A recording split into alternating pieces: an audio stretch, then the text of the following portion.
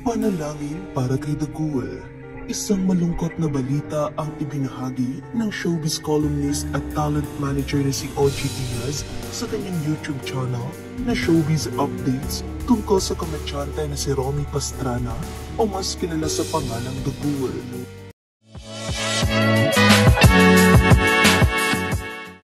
Si Dagul ay nakilala at sumikat noon sa Philippine sketch comedy television series na Going Bulilit.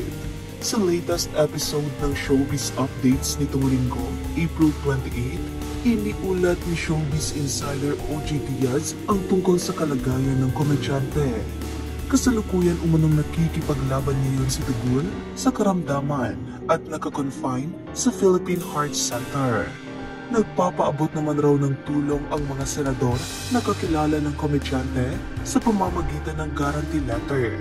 Ngunit ayon sa talent manager, ay hindi naman lahat kayang tugunan ng guarantee letter, kung kaya't kinakailangan pa rin ng pondo para sa pagpapagamot ni Dagul.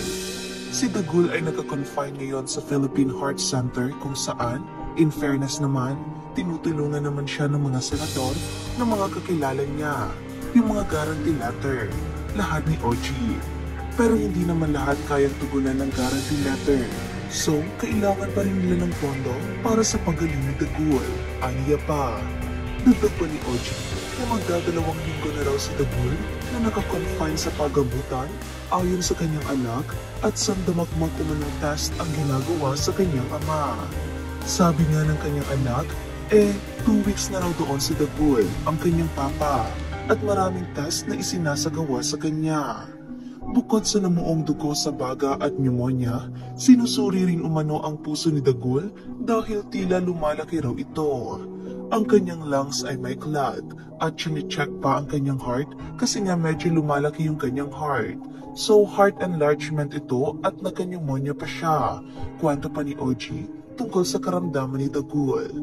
Pinahintulutan umano si OG na ilabas ang impormasyon na ito kaugnay sa kasalukuyang kondisyon ng kalusugan ni Dagul para makarating ito sa may mga mabubuting puso. Dahil nahihiya nga yung pamilya na kung kani-kanino humingi ng tulong.